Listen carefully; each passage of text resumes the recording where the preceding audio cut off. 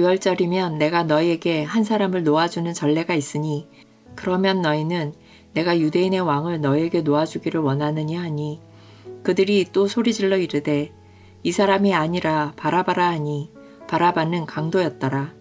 이에 빌라도가 예수를 데려다가 채찍질하더라. 군인들이 가시나무로 관을 엮어 그의 머리에 씌우고 자색옷을 입히고 앞에 가서 이르되 유대인의 왕이여 평안할지어다 하며 손으로 때리더라. 빌라도가 다시 밖에 나가 말하되 보라 이 사람을 데리고 너에게 나오나니 이는 내가 그에게서 아무 죄도 찾지 못한 것을 너희로 알게 하려 함이로라 하더라. 이에 예수께서 가시관을 쓰고 자색옷을 입고 나오시니 빌라도가 그들에게 말하되 보라 이 사람이로다 하매 대제사장들과 아랫사람들이 예수를 보고 소리질러 이르되 십자가에 못 박으소서 십자가에 못 박으소서 하는지라. 빌라도가 이르되 너희가 친히 데려다가 십자가에 못 박으라. 나는 그에게서 죄를 찾지 못하였노라. 유대인들이 대답하되 우리에게 법이 있으니 그 법대로 하면 그가 당연히 죽을 것은 그가 자기를 하나님의 아들이다 함이니이다. 빌라도가 이 말을 듣고 더욱 두려워하여 다시 관정에 들어가서 예수께 말하되 너는 어디로부터냐 하되 예수께서 대답하여 주지 아니하시는지라. 빌라도가 이르되 내게 말하지 아니하느냐? 내가 너를 놓을 권한도 있고 십자가에 못 박을 권한도 있는 줄 알지 못하느냐? 예수께서 대답하시되 위에서 주지 아니하셨더라면 나를 해할 권한이 없었으리니 그러므로 나를 내게 넘겨준 자의 죄는 더 크다 하시니라. 이러함으로 빌라도가 예수를 놓으려고 힘썼으나 유대인들이 소리질러 이르되 이 사람을 놓으면 가이사의 충신이 아니니이다. 무릇 자기를 왕이라 하는 자는 가이사를 반역하는 것이니이다. 빌라도가 이 말을 듣고 예수를 끌고 나가서 돌을 깐 뜰 히브리 말로 가바다에 있는 재판석에 앉아 있더라. 이날은 유월절의 준비일이요 때는 제6시라. 빌라도가 유대인들에게 이르되 보라 너희 왕이로다. 그들이 소리 지르되 없이 하소서 없이 하소서 그를 십자가에 못 박게 하소서. 빌라도가 이르되 내가 너희 왕을 십자가에 못 박으랴? 대제사장들이 대답하되 가이사 외에는 우리에게 왕이 없나이다 하니 이에 예수를 십자가에 못 박도록 그들에게 넘겨주니라.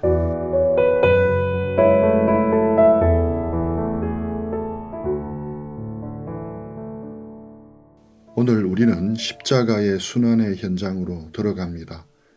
빌라도는 갈등을 하고 있습니다. 예수가 죄가 없다는 사실을 그는 이미 잘 알고 있었습니다. 어떻게든 책임을 면하고 싶었습니다. 그래서 교묘한 타협안을 제시합니다. 유월절의 전례를 이용합니다. 명절에는 죄수 한 명을 놓아주는 관례가 있었습니다. 빌라도는 묻습니다. 유대인의 왕을 너에게 놓아주기를 원하느냐? 그는 무리들이 당연히 예수를 선택할 줄로 알았습니다. 그러나 군중의 입에서 터져나온 이름은 참혹했습니다. 이 사람이 아니라 바라바라. 바라바는 시장에서 물건을 훔친 단순한 점도둑이 아니었습니다. 그는 로마 제국의 무력으로 항거했던 테러리스트였습니다.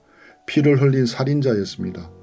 유대인들 눈에는 무력으로 로마를 엎어버릴 민족주의적 영웅이었는지도 모릅니다. 유대인들은 평화의 왕을 거부했습니다. 폭력의 왕을 선택했습니다. 칼과 창으로 세상을 정복하는 힘을 원했습니다. 십자가를 지고 자신을 내어주는 무력한 메시아는 그들에게 필요 없었습니다. 이것이 타락한 인간의 본성입니다.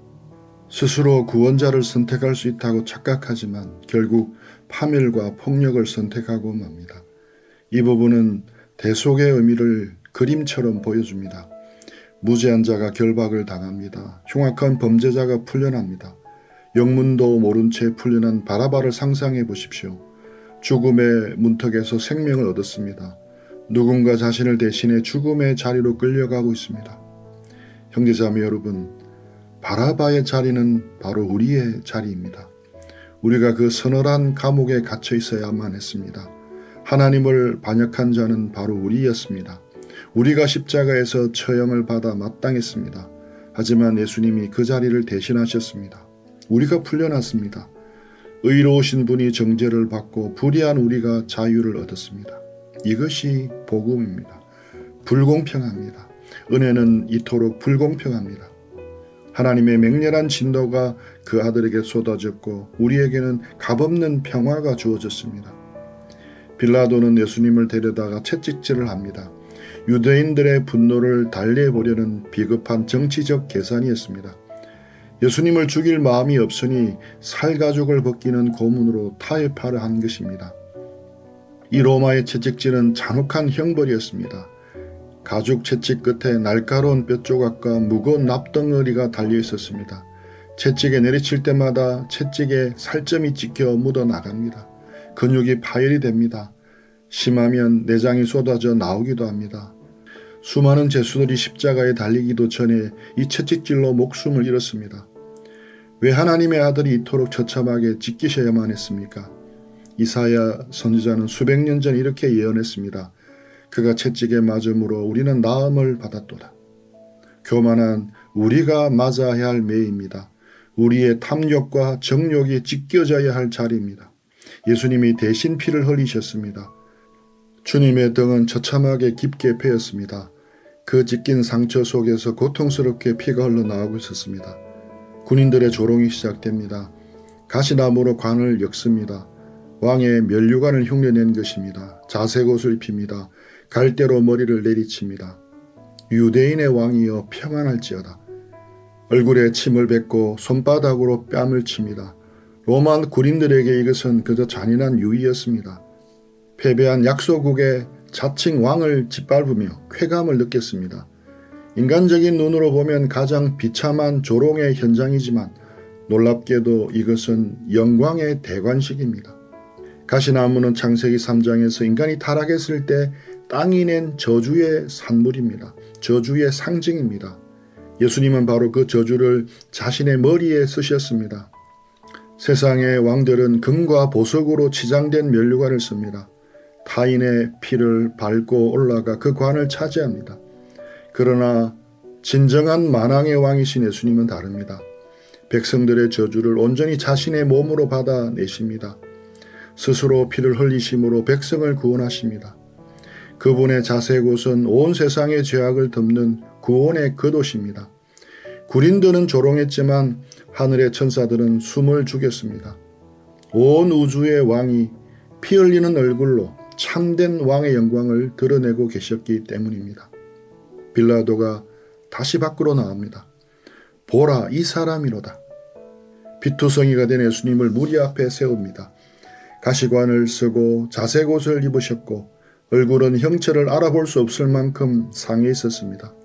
빌라도의 의도는 명백했습니다. 유대인들의 동정심에 호소하는 것입니다. 보아라, 이토록 철저히 부서지고 망가진 자다. 무슨 반역을 꾀할 힘이 있겠느냐? 이만하면 충분하지 않느냐? 하지만 이 장면에는 빌라도가 알지 못하는 거대한 하나님의 섭리가 흐르고 있습니다. 보라, 이 사람이로다. 이 외침은 단순한 빌라도의 탄식이 아닙니다. 온 우주를 향한 하나님의 선포입니다. 에덴 동산에서 범죄하여 하나님의 형상을 잃어버린 타락한 인간의 비참함이 그분에게 덧입혀져 있습니다. 동시에 이 땅을 구원하러 오신 참된 사람이요 두 번째 아담의 모습입니다. 우리의 죄가 하나님의 아들을 저토록 끔찍하게 만들었습니다. 십자가 앞에서는 누구도 자신의 죄를 가볍게 여길 수가 없습니다. 예수님의 멍들고 부어올라 어그러지고 피투성이가 된 얼굴이 바로 우리 영혼의 적나라한 모습입니다. 유대인들의 반응을 보십시오. 대제사장들과 아랫사람들이 소리를 지릅니다. 십자가에 못 박으소서, 십자가에 못 박으소서. 자비는 조금도 없습니다. 잔인한 피를 보고도 멈추지 않습니다. 완전한 살이입니다. 빛이 어둠에 빛이 돼 어둠이 깨닫지 못할 뿐 아니라 그 빛을 꺼버리려고 발악을 하는 것입니다. 빌라도는 질려버립니다. 너희가 친히 데려다가 십자가에 못 박으라. 나는 그에게서 죄를 찾지 못하였노라. 벌써 세 번째 무죄 선언입니다. 이방인 총독의 입을 통해 예수님의 순결함이 반복해서 확정이 됩니다. 예수님은 죄가 없으십니다. 흠없는 유월절 어린 양이십니다. 유대인들이 드디어 진짜 이유를 폭로합니다. 그가 자기를 하나님의 아들이라 함이니이다. 이 말씀을 가슴에 새기십시오. 세상은 지금도 진짜 예수님의 모습을 견디지를 못합니다. 자신들의 욕망을 채워주는 기적의 주인공, 정치적인 선동가라면 환영합니다. 하지만 우리의 죄를 드러내고 찌르고 스스로가 피를 흘려 구원하시는 하나님의 아들 앞에서는 분노합니다. 십자가를 향해 걸어가시는 주님을 바라보십시오. 주님은 도살장으로 끌려가는 어린 양처럼 잠잠하십니다. 억울하다고 항변하지 않으십니다. 왜 그렇습니까? 그 잔을 마시는 것이 아버지의 뜻임을 아셨기 때문입니다. 우리를 향한 구원과 사랑을 완성하기 위해 침묵으로 고통을 끌어안으셨습니다. 유대인들의 입에서 하나님의 아들이라는 말이 나왔습니다. 이 말을 들은 빌라도는 더욱 두려워합니다. 이방인들의 미신적인 세계관 속에서는 신들이 인간의 모습으로 내려오는 일이 종종 있었습니다. 빌라도의 양심이 이미 심하게 요동치고 있었습니다. 그의 아내마저도 꿈자리가 사납다며 예수를 상관하지 말라고 경고했습니다. 빌라도는 다시 관정으로 들어갑니다. 두려움에 휩싸인 채 예수님께 묻습니다. 너는 어디로부터냐? 그러나 예수님은 아무 대답도 하지 않으십니다. 철저한 침묵입니다. 이사야 선지자가 예언한 대로 털 깎는 자 앞에서 잠잠한 양과 같습니다. 이 침묵은 무능함이 아닙니다. 예수님은 이미 자신이 진리에 속한 자이며 하늘로부터 왔음을 충분히 말씀하셨습니다. 더 이상의 변명은 필요하지 않았습니다. 십자가의 잔을 마시려는 주님의 굳은 의지가 그 침묵 속에 담겨 있습니다. 예수님의 침묵에 빌라도는 자존심이 상합니다. 화를 내며 자신의 권력을 과시합니다. 내게 말하지 아니하느냐? 나는 너를 놓을 권한도 있고 십자가에 못 박을 권한도 있는 줄을 알지 못하느냐? 이 얼마나 어리석고 교만한 선언입니까? 세상의 권력자들은 자신들이 역사의 주관자인 줄 착각합니다. 생사 여탈권이 자신에게 있다고 믿습니다. 하지만 주권은 오직 하나님께만 있습니다. 침묵하시던 예수님이 입을 여십니다. 위에서 주지 아니하셨더라면 나를 해할 권한이 없었으리니. 빌라도의 권력은 로마 황제 티베리우스에게서 온 것이 아닙니다. 창조주 하나님으로부터 온 것입니다. 주님은 지금 재판석에 앉아있는 빌라도를 오히려 재판하고 계십니다. 빌라도야, 내가 나를 십자가에 못 박는 것이 아니라 하늘에 계신 내 아버지께서 나를 내어주신 것이다. 너는 그저 하나님의 거대한 구원의 역사의 도구일 뿐이다. 이것이 우리가 고난 속에서도 붙들어야 할 믿음입니다. 우리의 삶을 뒤흔드는 거대한 위기와 부조리 앞에서도 두려워하지 마십시오. 세상의 어떤 권력도 어떤 질병이나 재앙도 하나님의 주권을 벗어날 수가 없습니다. 십자가라는 가장 참혹한 비극조차 하나님의 완벽한 통치 아래 있었습니다. 우리의 아픔과 눈물도 결국 합력하여 선을 이루시는 하나님의 주권 안에 있음을 믿으십시오. 예수님의 이 위엄이 있는 말씀에 빌라도는 압도당합니다. 그는 예수님을 놓아주려고 더욱 힘씁니다. 하지만 유대인들은 빌라도의 가장 치명적인 약점을 간파하고 있었습니다. 그들은 일제히 소리칩니다. 이 사람을 놓으면 가이사의 충신이 아니니이다. 가이사의 충신이라는 단어에는 당시 로마 제국에서 갖는 정치적 의미가 있었습니다. 로마 황제가 부여하는 공식적인 칭호이자 특권이었습니다. 당시 황제 티베리우스는 의심이 많고 잔혹한 폭군이었습니다. 반역의 기미가 보이면 가차없이 숙청했습니다. 만약 유대인들이 빌라도가 자칭 왕이라 하는 자를 반역죄로 처벌하지 않고 풀어주었다고 로마에 고발한다면 빌라도의 정치 생명은 끝나는 것입니다. 아니, 그의 목숨이 날아갈 판이었습니다. 이 한마디에 빌라도의 양심은 무너져 내립니다. 그는 진리를 보았습니다. 예수님이 무죄하다는 것을 확신했습니다. 하지만 자신의 알량한 권력, 총독이라는 지위, 편안한 노후를 잃어버릴까 봐 두려워했습니다.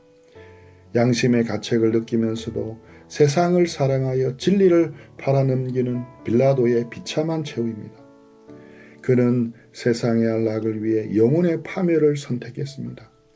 오늘날 세상은 우리에게 똑같은 위협을 가합니다. 진리를 따를 것인가? 아니면 세상의 성공과 안락을 유지할 것인가? 직장에서, 가정에서, 학교에서, 관계 속에서 우리는 수없이 이 타협의 갈림길에 섭니다. 이 정도는 눈 감아도 되지 않을까? 남들이 다 그렇게 사는데 유별나게 굴 필요가 있을까? 예수님을 선택하면 경제적인 손해를 볼 수도 있습니다. 세상의 조롱을 받을 수도 있습니다. 그러나 기억하십시오. 가이사의 벗이 되기를 고집한다면 우리는 영원한 생명을 잃어버리게 됩니다.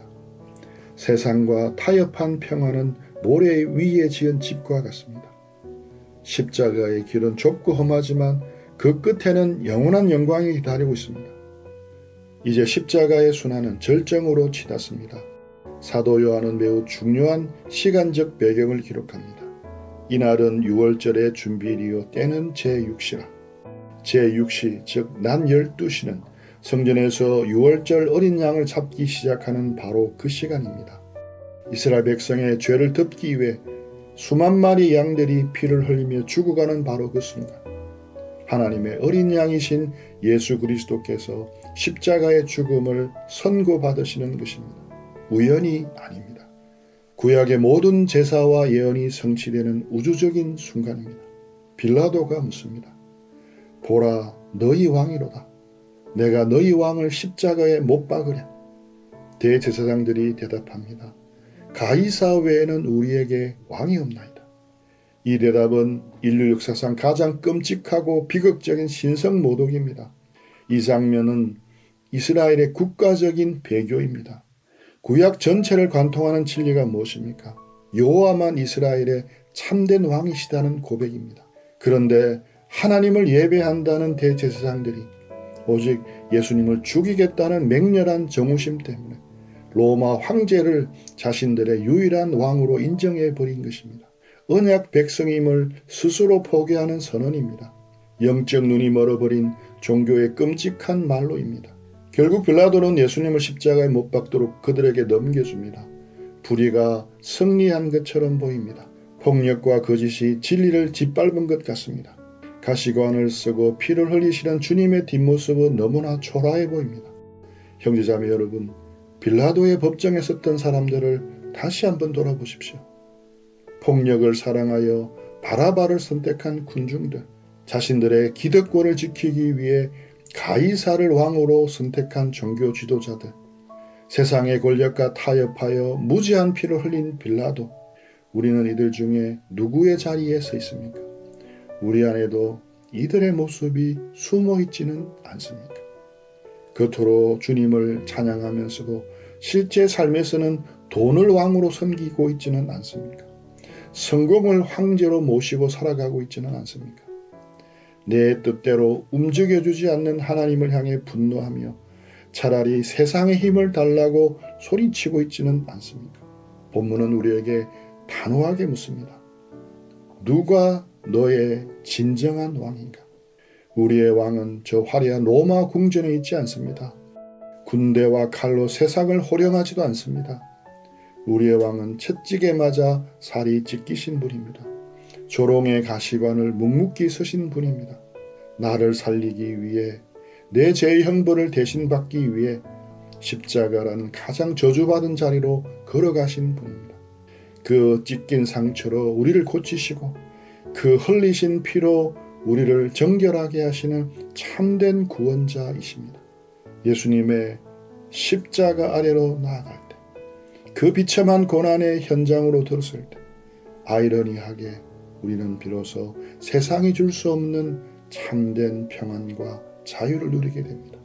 이 아침 우리를 위해 기꺼이 고난의 길, 십자가의 길을 걸어가신 주님의 크신 사랑을 찬양합니다.